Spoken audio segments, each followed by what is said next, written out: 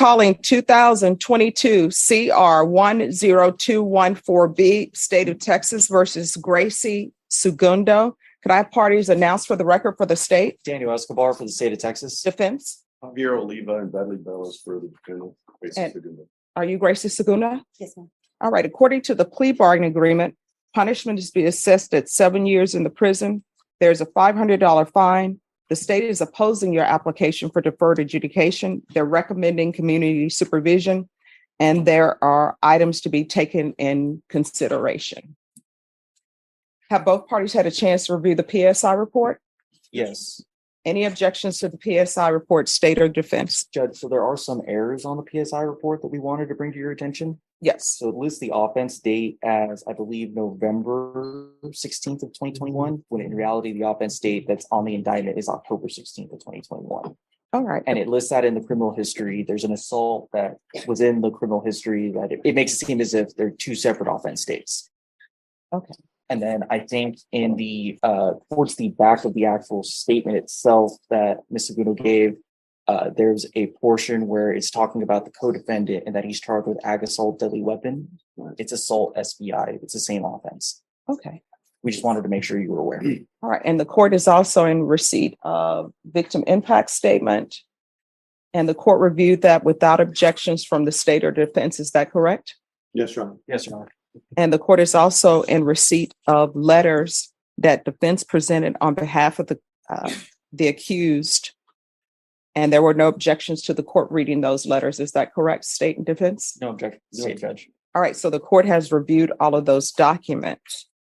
Your Honor, I also raised that part of the agreement of coming back today was that the misdemeanor occurred on the same day of this alleged date.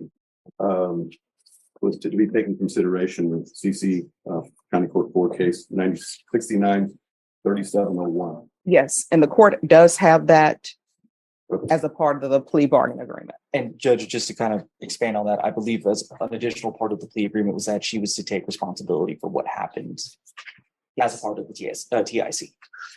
Yes. Okay. All right. So my understanding, the complainant in this case is Rebecca Martinez? Yes. All right. And is that the Rebecca Martinez who's on the fourth court? Yes, Judge. Yes, sir. All right. President Courtroom. So that everybody can be aware, I do know Rebecca Martinez. She's never been to dinner at my house. I've never been to dinner at her house, but I do know her. We are colleagues. And when I see her, I say hello. She says hello to me. I may ask her about her day. She may ask me about my day. But I will tell you that my decision on this case is not going to be impacted by the fact that I know her. So if anyone has any objections to me hearing this, now is the time to say so. State? No, Your Honor. Defense? Your Honor, I have all the confidence that it was fair and right in this case. So no objection. All right. So are there any witnesses that anyone wishes to present, state? So the state doesn't have any witnesses. The main thing that we wanted the court to be aware of was the statement from the complainant, which the court has already noted that they read. Yes. Defense, any witnesses? Your Honor, other than my plea and our arguments to you before considering sentencing in this matter, I will be speaking and Ms. Segundo may say a couple of words. And Ms. Segundo's parents are present in support of her today. They can stand with Mr. Standing here in support of her today. All right. Thank you. They will not be speaking. All right. So before I begin with your presentation, with regards to the case to be taken in consideration, if you could raise your right hand for me, please. Do you solemnly swear affirm the testimony you give will be the truth and nothing but the truth, so help you God? Yes. All right. You can lower your hand, state your name for the record. Gracie Segundo. All right. And with regards to County Court Cause number 6933701, the state is taking that case into consideration, but to that case, how do you plead? No contest, sorry. I'm just nervous. That's okay. So in order for me to take that into consideration, she will have to accept full responsibility for it. So a no contest plea, I can't accept that because I don't have any police reports in regards to that. So she will have to enter a plea of guilty to it and accept responsibility for it. And then the state will tender dismissal to the court, and the court will sign that. I don't know if you want to discuss that with her. We'll go ahead and proceed with a guilty plea, Your Honor. All right. So the county court cause number 693701. How do you plead to that? Guilty. All right. And state, do you have the dismissal Yes, for the Judge. court in that cause number? The courtroom went silent a moment. The judge replayed the footage of the woman lunging toward him during her last hearing. She tried to look calm today, claiming she never meant any harm, but the judge wasn't convinced. Everyone could feel the tension as he reminded her that attacking a judge is one of the most serious courtroom offenses. The woman shifted nervously, realizing her excuses weren't landing.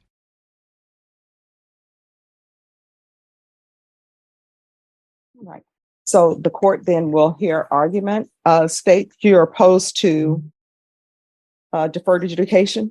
Yes, Your Honor. The reason why the state is opposed is because of the nature of the offense, the actual underlying facts.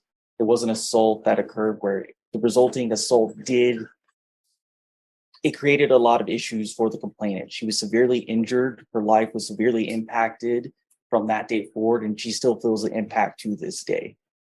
It's something that was senseless and didn't need to happen in the first place. So that's why the state is opposing deferred and is asking for probation. Defense? Your Honor, we're here because one incident can't define a person for the rest of their life. And this is very serious, and no doubt we take that very seriously.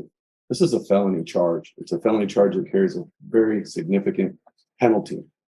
But Ms. Segundo, I think, has demonstrated a respect not only to others, but to life and to animals, and in her work and her career in taking care of pets.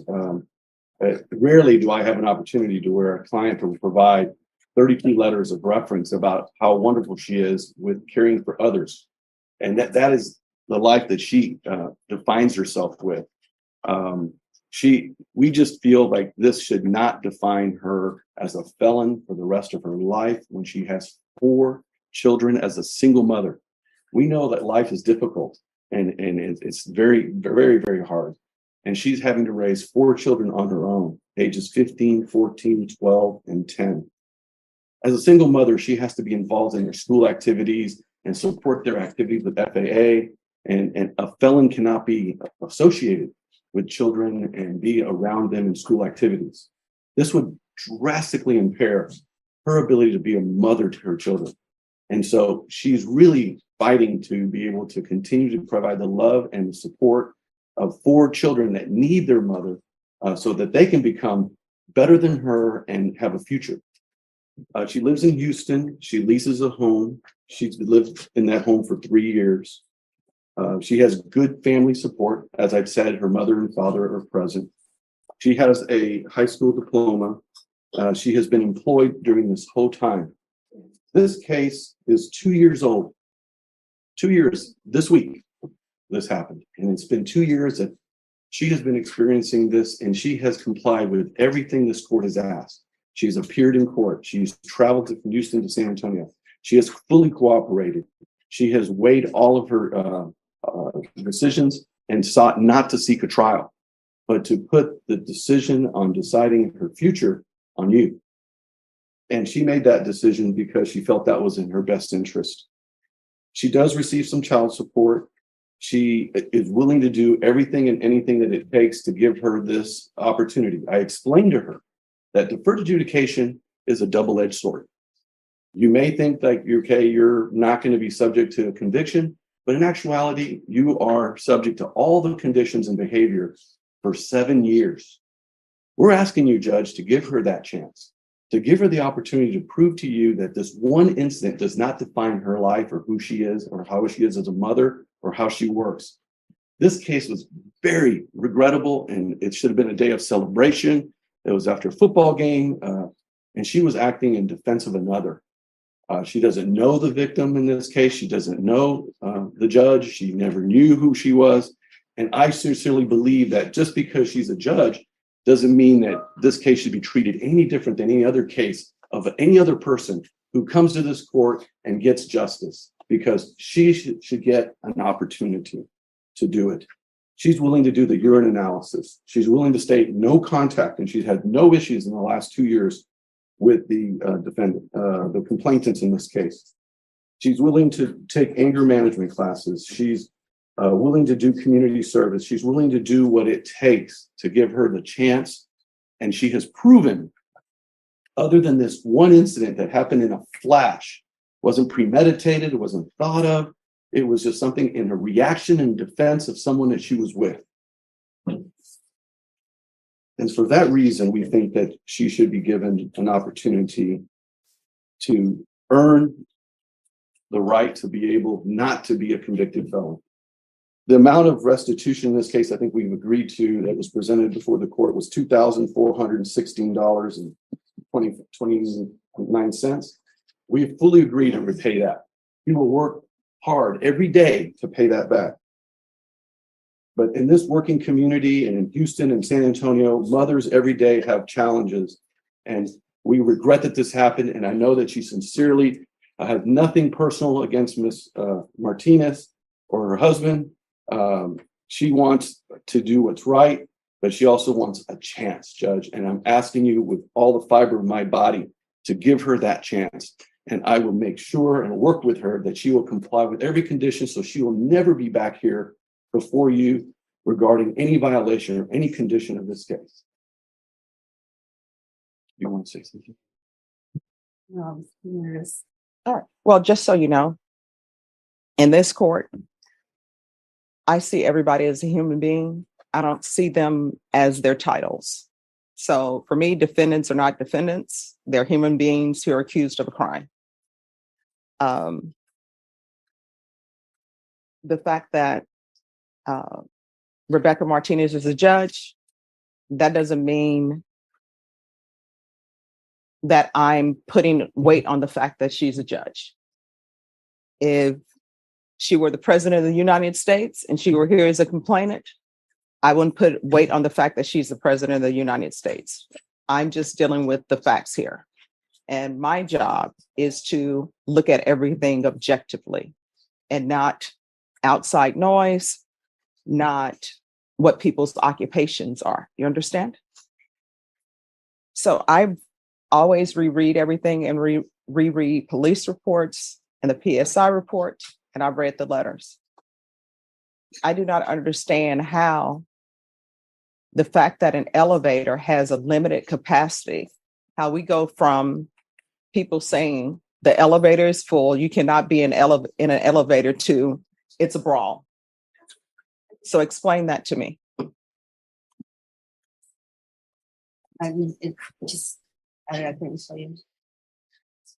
There has to be some sort of thought process. For example, if there's an elevator, I think everybody knows there's a weight capacity on the elevator. Mhm. Me personally, when I see there are too many people on the elevator, I don't get on. But obviously what we are here now for is there's an elevator. According to everything that I've read, the elevator was at capacity. And there were already some people on there. I don't understand how an elevator is at capacity, people need to get off or more people can't come on, how that ends up in a fight. Yeah, I couldn't tell you how it started. I just, somebody in my party was getting into it and somebody hit me and I just... Her attorney stepped forward, arguing that she acted out of frustration and deserved a reduced sentence. But the judge instantly shut that down, stating that frustration is never a justification for violence, especially toward the bench. The judge emphasized that her past behavior showed a pattern of aggression, not a momentary lapse. Reacted. Unfortunately, I feel bad. And should never have done that. Shouldn't have got to that. It just happened really quick. I know things happen quickly, but the police report I'm reading, it doesn't say that somebody in your party got in an altercation and you got hit, and so therefore you got into a fight. What your counsel is telling me is that somebody in your party, I guess, was in a fight, and then you decided to get involved in that fight. I went to go and try and pull my friend away, and then Like I don't know, it was just a bunch of people and somebody hit me and I just reacted. Your Honor, if I could clarify, I think the facts is this is a COVID era situation in the elevator. These elevators can accommodate 18, 20, 22 people, and they were limiting it to 7. And as people went into the elevator, the policy and procedures of the elevator operator of not allowing people to come in once they met capacity. They were in the elevator. They were asked that there was too many in the elevator. And then people had to decide who's getting off. And they asked who she was with, another man and another person, to get off the elevator. That person said, I want to talk to your supervisor. That individual entered into an altercation with the victim's husband that spilled out of the elevator onto the floor. She came in assistance to that man, and that's when she was hit, and that's when she struck the victim. That's stated in one of the reports here that was provided to you in the PSI. And she did not go in there to fight. She didn't go in there to look for someone to fight. She was trying to get someone off of her friend. And in the process of that was struck, and she injured Ms. Martinez. And so it's regrettable, Judge. There's no doubt about that. And this incident happened in a matter of seconds. And that's why we're here 2 years later doing that. And in addition to that, Judge, there is a civil suit in this case where the parties in this case are seeking $1 million in damages against my client. And so this case will not end today. It will continue in a civil matter with a lower burden of proof, where she will have to defend herself in a civil cause of action for money damages. And Judge, just to clarify from the state's end, I would disagree with the characterization of how the incident started. The party was already on the elevator. The complainant's party was already on the elevator. They were asked to not enter the elevator. They weren't kicked off the elevator. They were asked not to enter. They were in the elevator. And that's what started it. And I also have a copy of the lawsuit that was filed this week before the sentencing, where they're seeking $1 million damages in civil lawsuit right here. You want to see it, Judge? It's public record. I would object just because relevance. So lawsuits and filed in the city court. That's a copy from the courthouse. All right. Unless there are some facts that are listed in the It pleads lawsuit. the whole case, Your Honor. Exactly what you're talking about is pled in the civil suit. I mean, if that document has facts that somebody has, alleged facts that somebody has presented, that's a different rendition from what's in here, then the court will. It does not, Judge. All right. So just to let you know, there is a civil suit. all right, then the objection will be sustained. All right. Anything else from either side? No, Your Honor. No.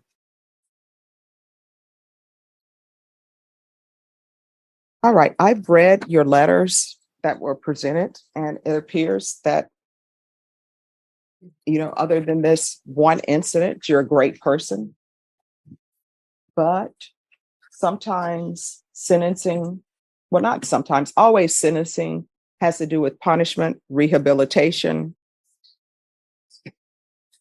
and basically whether or not someone should go to prison or not go to prison. These are all things I have to think about. You understand? And so I have to weigh certain things. And the things that I'm weighing are the fact that there were people in the elevator and you were asked not to get on the elevator. Is that correct or is that not correct? You were on the elevator. Your Honor, the elevator's doors open. They entered into the elevator and they were asked. There were too many in the elevator, and the elevator operator asked people to voluntarily get off. All right. So there were already people on the elevator. Then you got on the elevator and you were asked to get out. Us just walked in at once. All right. And then you were asked to leave. they said we need people to get on. All right. So why didn't you just get off the elevator? That's what I don't understand. You didn't decide that. Yeah. She didn't decide that. It was a person that she was with, Your Honor, who is a defendant in the case that's in another court. So my question is, though, if there are too many people on the elevator, and let's say you get on the elevator, it's a group of you, the elevator is already filled. I'm assuming, and correct me if I'm wrong, people were on the elevator, they had not met their 7-person capacity.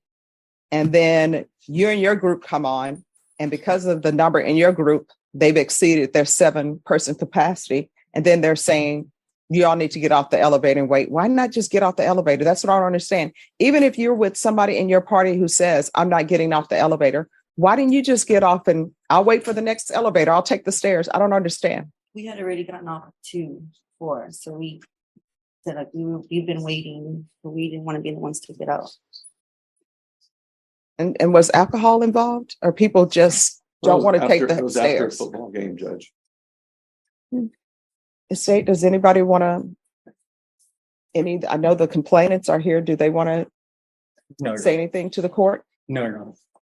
Okay, Oh, Your Honor, may I have one moment? yes.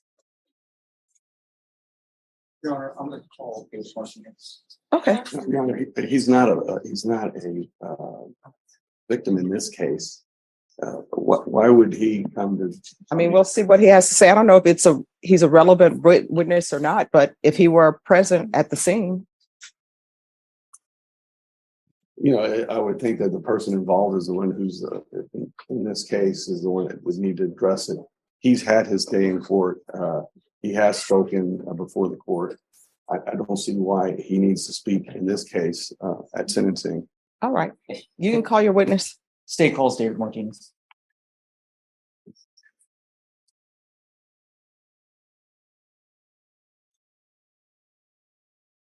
All right. Your Honor. You're welcome. If you can raise your right hand for me, please. Do you solemnly swear or affirm the testimony you give will be the truth and nothing but the truth, so help you God? I do. All right, you can lower your hand if you'll state your name for the record. David Martinez. All right, state. Mr. Martinez, from your memory, what occurred on that day? On that day, we were in line to get into the elevator. The capacity of the elevator, of course, as I mentioned, was 18. But because of the COVID era, there was an elevator attendant there. She said only 8 could be allowed in. We were 3 couples and 2 children, which were a total of 8. As we walked in, we were already in the elevator. They decide to come in behind us. The elevator attendant told them they need to step out. It's full. They had been intoxicated. Her friend. Objection, speculation. Overruled. No, they were No. Yeah, here's the thing. Where you cannot address the attorneys. Once an objection is, no problem. Once the objection is raised, just stop speaking. I'll make a ruling on the objection. And then I'll let you know if you can continue or not, if you have a question about that. That objection will be overruled. He came in, stood at the door, prevented the door from closing. Began to. Objection, Your Honor. I just asked for clarification from the ones. I don't know who he is. Which he are you speaking about, sir? Her partner. There was 2 gentlemen, which was the initial one that started arguing with us, and her partner that she was mentioning that walked in, and they were not. We were already in the elevator already when they decided to block the door from closing. Can't recall the individual's name, but it was a younger gentleman that was with her. He proceeded to argue with the elevator attendant about, letting them in or not, that it was BS, that they cannot be let in because there was a lot of room. And she told him they had to leave. He continued to argue with her, and he said that he wanted to talk to her supervisor. And she says, if that's the case, she shut off the elevator. And that's when words were back and forth. They continued berating us. She was cussing like a sailor, as well as the other ones. We kept quiet, and they started again arguing with us. We stayed in there. The kids were already getting terrified with what was going on. They started crying, and they continued with their vulgar language.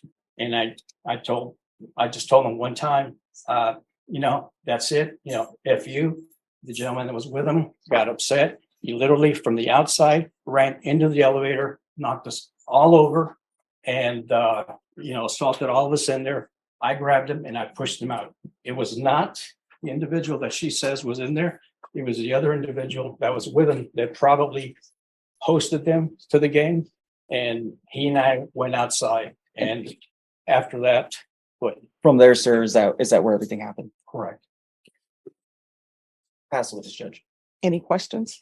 Mr. Martinez, I'll just start right from leaving the elevator. So by the time that you set foot out of the elevator, you're in the middle of a physical altercation. Is I that right? was, yes, while I was on the ground. Okay. How much were you able to perceive about what was happening around you while you were in the middle of that? Well, I was altercation? on If the you allow ground. me to finish my question. All right, it's, 100%. So my question was, how much were you able to perceive about what was going on around you during the middle of that physical altercation? And I was not able to see when I was in the ground what was taking place after that. Okay, and we can agree that the incident in question, the basis of this criminal case here today, is something that happened during the middle of your physical altercation, right? While I was on the ground, yes, and then afterward, I did get up and partially saw my wife on the ground with a bloody nose. She was in a daze, and I asked her what happened, and I told her that she got hit. She said, "Yeah, I got hit multiple times." And I said, "Well, why didn't you defend yourself?" She says, "I couldn't because I was being held down." Can you say for certainty whether or not Mrs. Segundo was acting in defense of another whenever she got involved in this incident? I'm going to object to relevance. all right, that'll be overruled. You can answer the question if you know. I can't say that, but Then came the emotional speech. The woman begged the judge for leniency, claiming she had changed, found counseling, and wanted a second chance. But the prosecution countered with a powerful point. If she truly changed, why did she refuse anger management before? The judge's face made it clear he wasn't buying the sudden transformation story. I can't answer. Oh, and I understand, Mr. Martinez, the want for justice on behalf of the injuries for your wife. I just want to make sure that we're also serving justice here for Mrs. Absolutely. Segundo today based on her amount of involvement in this incident. And There was so- no, go ahead. I'm sorry. Go ahead, please. finish. No, there was only two other parties involved, three parties, and the individual who was with me had already left. But it was only her left with her friend. And there was nobody else around. There was people watching, nobody was getting involved, but they were the only ones actively, physically getting involved. But, and I know we started this conversation based off what's happening when you're leaving the elevator. Prior to the altercation leaving the elevator, would you say that in any way Mrs. Segundo was the instigator who was trying to start this situation? I have no further questions. All right, any other questions? Nothing from the state judge. All right, thank you. This is it. All right, any other witnesses? No, Your Honor. All right, the court will hear final argument if there is any. Your Honor, I think it's clear that Ms. Segundo did not start this incident, that her actions occurred outside the elevator as a result of defending another person. She doesn't deny that she struck Ms. Martinez, but this was a situation where she was struck as well. And we believe that this one incident that wasn't premeditated, it wasn't started or caused by her. It reminds me of a penalty, and another individual comes in their aid, and then another flag comes up for a penalty, and they both get penalties. And most cases in sports, that's offsetting. And I think in this case, at looking at the situation, looking at history since that day, that I think it would be fair to give this single mother a chance to continue her life and being a mother and working at her employment. So not to have this crash down on her with her children, with her workplace. We can't promise that she will keep her job upon this conviction. We cannot promise that she can be able to parent her children and be the primary caretaker of her children as a result of this conviction. But we can promise that if she is given a chance, she will do everything in her power to remain on probation for 7 years, to do what's right, so not to be considered a felon in a situation that she wished never had happened. There's no ill will here. There is no desire on her part to do anything but to move on with her life and pay what's owed, the $2,500, and do what it takes to win your trust. So we're asking, Judge, that deferred adjudication be given to this woman so that she can continue to do her life and do good for her children and her work and her community. State, any final arguments? Your Honor, the concern from the state here is, again, the facts of the case. It's that, yes, she wasn't the instigator, but she chose to take it to this level. It was her choice to take this out on the complainant. It was her choice to get involved against the complainant and to not show restraint. It's the issue that this all started over something very trivial. that if just a little bit of patience, this would have all passed over. That moment that she decided to act how she did has affected the complainant from that day until today. And it's going to affect her past this. That's why the state is asking for probation on this case and for you to not grant her deferred adjudication. All right. So what is the amount of restitution and who is the restitution to? It's to Rebecca Martinez and $2,416.29. Wait, 2,400? $16.29. And also in the plea bargain agreement, it says restitution to, Jeanette Rojas. yes. Your Honor, so we haven't gotten any medical or clearing from there. We would ask restitution to be determined on that amount. All right. So with regards to the restitution to Jeanette Riojas, if there's a restitution amount that's submitted to the court and you all have objections to it, we can have a restitution hearing. Thank you. And I'll just write in that there's to be a restitution hearing as it relates to Jeanette Riojas. And I'm assuming she's going to want to transfer to Houston? Yes, Your Honor. And what? It's in Harris County.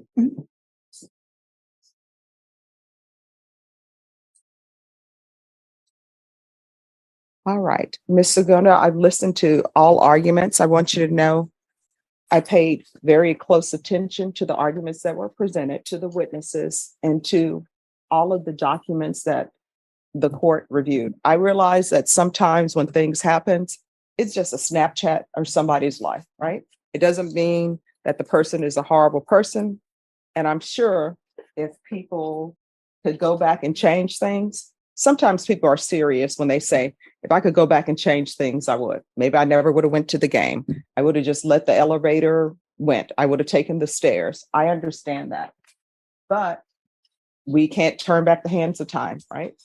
And the problem in this case, and one of the things that I'm looking at is the fact that the complainant has serious injuries. And it has nothing, my consideration on whether they're a judge or not, that's not playing any factor in my decision. If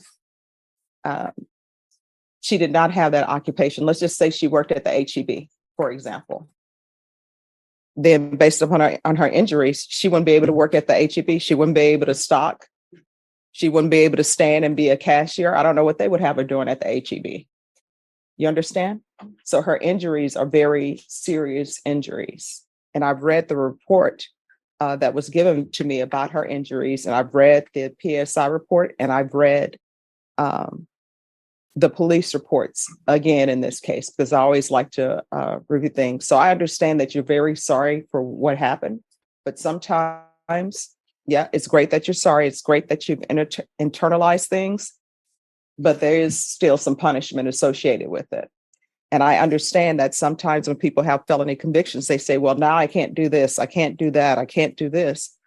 But then when you look at the complainant has some lifelong issues. And that's the report that I was given and that your attorney has read. The injuries that she suffered are not going away.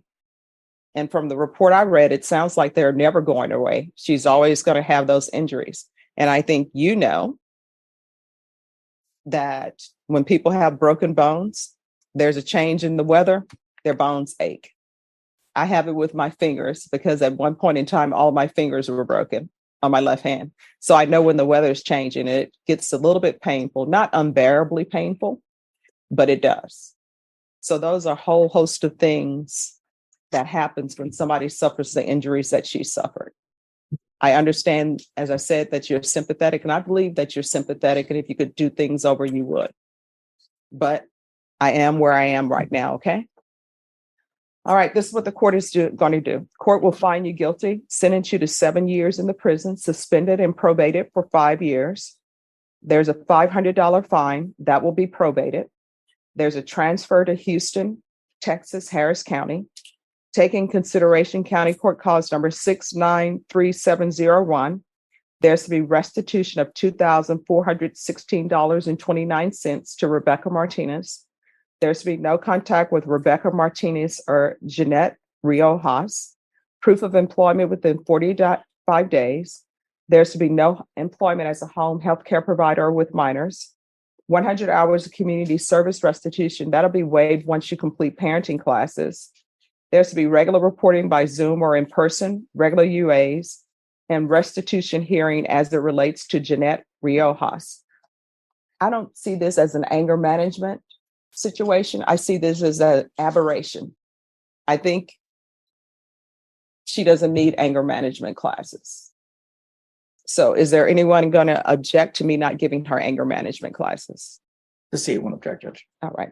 Probation, is there anything else she needs? No, Your Honor. Is there anything else you need from the court to be successful? All right. I'm going to show you what's entitled Trial Court Certification of Defendant's Rights to Appeal. Did you review that with your attorney? Did you understand it? And did you sign it? Yeah. All right. Because this is a plea bargaining agreement, because I followed your plea bargaining agreement, and because you waive your right to appeal, you do not have the court's permission to appeal. Because this is a felony conviction, you're not allowed to own or possess any weapons or ammunition. If you have a question of what a weapon or ammunition is, you'll need to speak to an attorney. Do you understand? No. All right, we can go off the record. So what I've learned in my time on the planet, it's just best when somebody says, oh, you can't do that, and you want to argue about it, pick another day to argue about it. You understand? All right, good luck to you. Thank you. Attacking any court official has consequences. The woman dropped her head in defeat as the judge announced her updated sentencing. The courtroom exhaled. Justice had been served.